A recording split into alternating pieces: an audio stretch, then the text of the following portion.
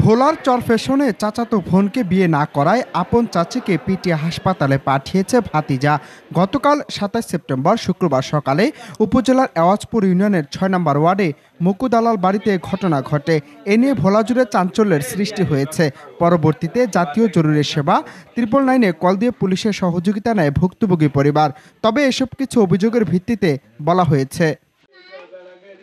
হাসপাতালে চিকিৎসাধীন খতেজা বেগম জানান, তার ছেলে মোহাম্মদ হোসেন ৩ দিনের তাবলিগ জামাতে যায়। এই সুযোগে শামসুদ্দিন ও তার 2 ছেলে এবং বহিরাগত লোকজন সহ তাকে মারধর করে। মূলত তার মেয়ে বিবাহ দিতে চায় ছেলে মোহাম্মদ হোসেনের কাছে, কিন্তু ছেলে রাজি না হওয়ায় তাদেরকে বাড়ি থেকে উৎখাত করতে এমন হামলা চালিয়েছে বলে অভিযোগ করেন।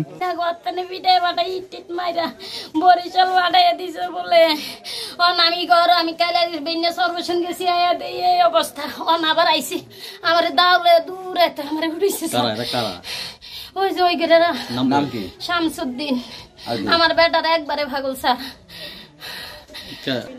কি কস ইয়ার আত্মাসা দর্শি ইয়ে সিটটা আমার হালাই দি পাশে তনে আর ফুল হেই শাকিল আই ফোন পাশে কোন দাই আমার চতুর্পাশে বাড়ি দাম দর্শন আমার ধরিয়া আর ওই মসিমের মা আয়া দুয়ার দিনের ঠাস ঠাস করে ইট পিটা শুরু করে দিছে। মানুষ চতুর্পাশে তনে আয়া পড়ছে ও গুনে আমার দুনুগার দৌড়িয়া পাজা করে গর্দার মধ্যে দিছে মতন আই আমি তাড়াতাড়ি দুয়ার ডাকাইছি আটকা আমার লগে হের লগে মানে হের বাবার লগে মানে আমি একটু ঘর দর করে মোটামুটি আমার বাড়ির ভিতরে আমি অনেকটাই মোটামুটি ভালো একটু ফেলেদের ভিতরে আসি, ঠিক আছে। এগোদারে এটা সহ্য হইতেছে না, বিশেষ করে সর্বোচ্চ কথা হলো এটাই, এগোদারে এটা সহ্য হইতেছে না। যেন এগোদারে ঠিক আছে হ্যার মেয়ে আছে, এখন শের মেয়েরা চাইতেছে জোর ফুটবে আমার কাছে বিয়ে দেওয়ার জন্য।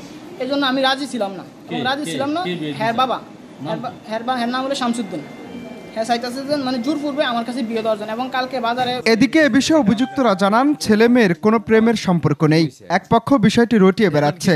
তবে হামলার বিষয়ে সঠিক কোনো কারণ জানাতে সক্ষম হননি মেয়ের পরিবার। তারপরে ওই আমি কি ক্ষতি তুই দে আমারে কি দেবাস তো আমি আবার ইটলিয়াতে হে বাড়ি দিছি আমরা ঘরও জানি দর্জনি আজকে টাইস তুই সেগুলো ভাঙছে কারা টাইস তুই হেরাই বেরনে কালে ভাঙি আছে কিয়া তো হেরাই এই গেছে কেস কত দোনো নন্দে ভাই। এ বিষয়ে শশীভূষণ থানার উপপরিদর্শক মোহাম্মদ সাজিদুল ইসলাম জানান, 999-এর কল পেয়ে ঘটনাস্থলে গিয়ে মোহাম্মদ হোসেনের বসতঘরে বেশ কিছু অংশে ভাঙচুরের চিহ্ন দেখা গেছে। ভুক্তভোগী পরিবার লিখিত অভিযোগ করলে তদন্ত সাপেক্ষে ব্যবস্থা নেওয়ার কথা জানান তিনি। অনন্ত হাসান মাসুদ, বাংলা টিভি।